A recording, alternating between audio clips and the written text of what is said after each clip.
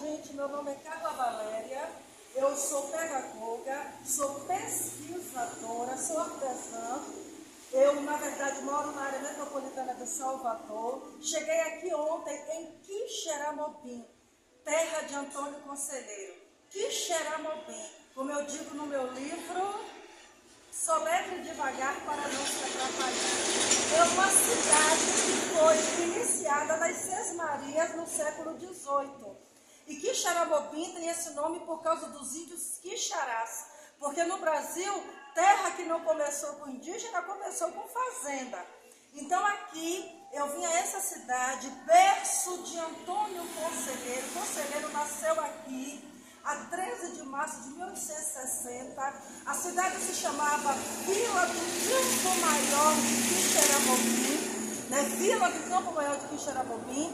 E em 1856 ela foi emancipada com o nome de Quixeramobim, saindo de vila para tornar-se cidade. Estamos na casa de Antônio Conselheiro. Aqui é o nome, é Casa Antônio Conselheiro, não é isso? Casa de Antônio Conselheiro. Casa de Antônio Conselheiro.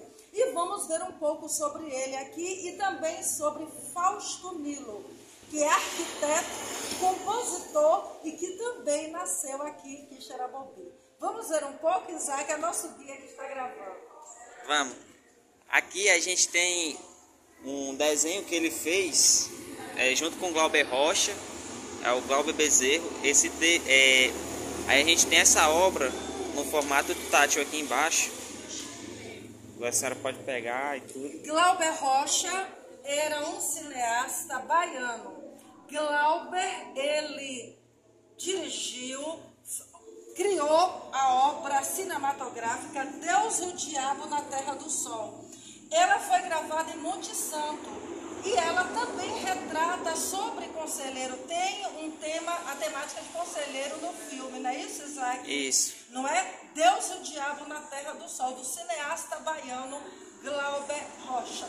E eu estou aqui gravando e mostrando para vocês o meu livro Sertão Virou Mar, que eu trouxe para essa cidade, que fala sobre a Guerra de Canudos e a saga de Antônio Conselheiro. Aí aqui embaixo a gente tem um trechozinho do Euclides da Cunha. O sertanejo, antes de tudo, um forte, é a frase mais conhecida do livro de Euclides da Cunha e Sertões, e essa frase também está no meu livro.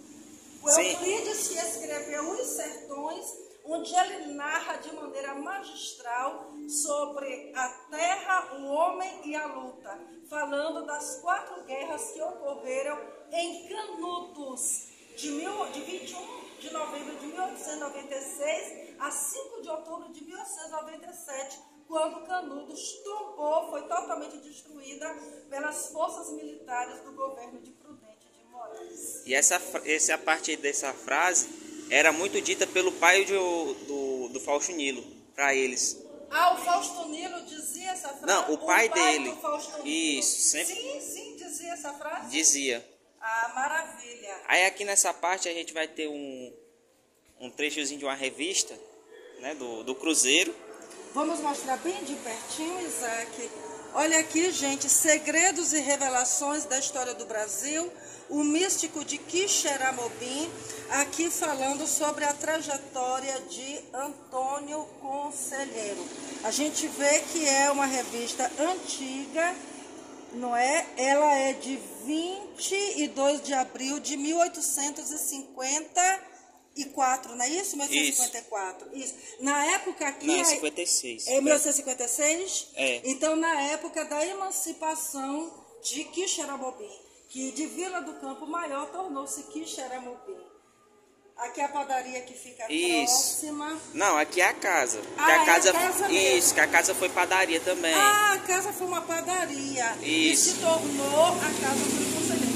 Antônio Conselheiro morou nesta casa. Isso, tanto Antônio Conselheiro quanto Fausto Nilo moraram aqui. Moraram nesta casa. Na parte do Conselheiro era a casa comércio também, assim como na do Fausto Nilo. Essa padaria é da família do Fausto Nilo. A padaria do... Ah, sim. Isso. E depois se tornou uma loja de tecidos na família do Fausto Nilo ainda. Lembrando que Antônio Conselheiro, quando o pai dele morreu, o pai dele era comerciante, não era alfabetizado, conselheiro, então, que era o único filho, o único homem, porque os outros 3 eram mulheres, as irmãs dele. Elas casaram, depois casou ele. Ele pegou o comércio do pai, mas ele não teve muito tino com o comércio e o comércio faliu.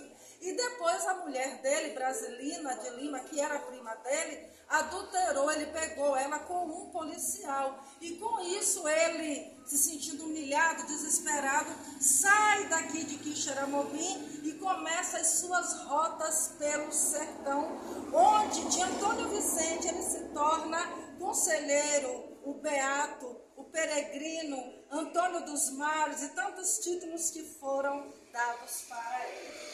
E aqui é um mapa da casa, é o mapa da casa. Para quem é cego, a pessoa tem a noção de como é. Sim, está em relevo para quem precisa do braille. Isso. Do braille, entendi. Me diga uma coisa. Sim. E os móveis que tinha aqui na casa na época de Antônio Conselheiro? O que foi dos móveis, você sabe? Não, a gente não... Depois que ele vende a casa, e aí ele já não passa mais a ser de posse dele, a casa passa para várias pessoas e de fato a gente não tem uma noção do que é que foi feito. Acredito também que quando ele vende a casa, ele vende todos os pertences para pagar a dívida.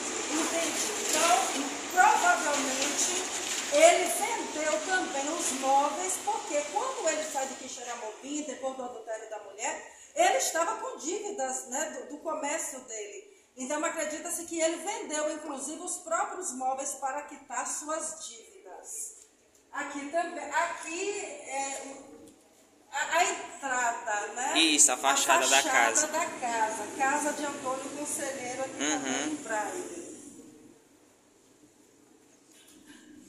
Isso aqui são partes, na verdade, da cidade. A casa de Câmara e Cadeia, não é verdade? Sim. Inclusive, há uma obra que foi escrita sobre uma mulher de Quixeramobim, que ela mandou construir a cadeia e a primeira pessoa que foi presa na cadeia foi ela, porque ela matou o marido. Marica Lessa. Não foi? Matou, como era o nome dela? Marica Lessa. Marica Lessa. Ela matou o marido e foi presa, diz que depois passou a vida pedindo esmola em Fortaleza e negando que tenha matado. O que eu soube foi que ela matou o marido porque ela se apaixonou por um sobrinho. Então aqui é a casa de Antônio Conselheiro, aqui é a igreja matriz, estão vendo? Aqui, na verdade, é o desenho da cidade, não é isso? Isso, aqui é mais a parte do centro da cidade. A parte do centro, não Isso. é toda a cidade. É Não, do centro. porque a cidade cresceu muito, de uns tempos pra cá. Entendi. Aqui, na verdade, estão vendo o conselheiro voando. Esse mapa, a gente chama ele de mapa afetivo. Desculpa se eu prestar adaptar com as outras pessoas, eu sou Tailândia, assim como Isaac, sou estudante de história. Pronto. E aí esse mapa a gente chama de mapa afetivo porque era Quixeramobim na época do Fausto.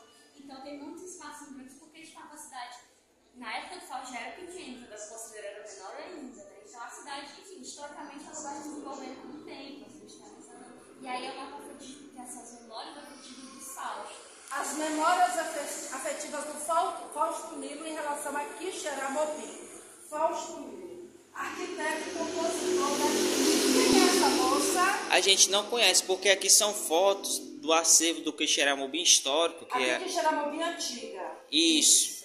Você encontra todas as fotos que tá aqui, essas fotos, aquelas da lá da parede também, é no Quixeramobim histórico, no Instagram deles. Aqui o desenho da cidade de Quixeramobim. Aqui é um projeto arquitetônico que o Fausto Nilo projetou para a cidade como forma de melhoria. Há um projeto arquitetônico do Fausto Isso, Nilo. Para mas que ele a não cidade. colocou em prática. E aqui em cima a gente tem, esse é os primeiros rabiscos do Fausto Nilo, que ele fez, e aqui embaixo a gente tem a obra tátil também. Aqui no caso, para quem é cego. Qualquer pessoa pode Qualquer pegar. cego. Mas é um relevo que também vai facilitar muito para quem, na verdade, não tem Isso. o visual, Também. né? A visão. Muito bom, mas para todo mundo. Aqui a gente também tem a primeira carta que ele mandou para a família dele, né, para a mãe dele, no caso, onde ele vai falar que o trem atrasou. De quem é essa carta? Do Fausto Nilo. Do Fausto Nilo. Porque ele foi embora de Quixeramobim com 5 anos de idade para poder estudar. Hoje ele já é um senhor, ele é arquiteto. Isso. Aí a gente tem aqui... Aí esses discos, como ele é artista, compositor, né? O cantor Fagner, amigo Isso. dele que também é cearense. Aí aqui a gente trouxe esses esses discos, porque ou ele ajudou a compor a capa do disco, ou então ele escreveu uma música para os cantores. Entendi. Vamos ver aqui. Vamos. Aqui também é sobre Fausto Nilo. Isso, aqui é a árvore genealógica do Fausto Nilo, feito pela mestra Dadá. E aqui embaixo a gente tem uma carta também que ele mandou para a mãe dele, que vai falar das notas dele, de como é que tá as coisas lá em Fortaleza. Entendi.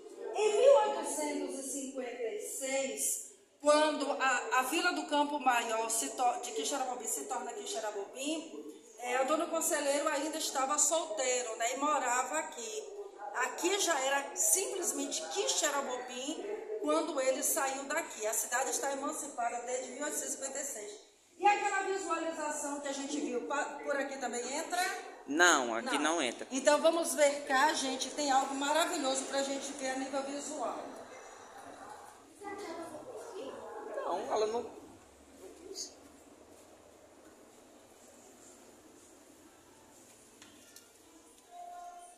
Aqui nós vamos ver um pouco da cultura nordestina, o carnaval, as manifestações populares nordestinas. Não é? Vamos ver. E eu aqui com o meu livro que eu trouxe para a cidade, O Sertão Virou Mar.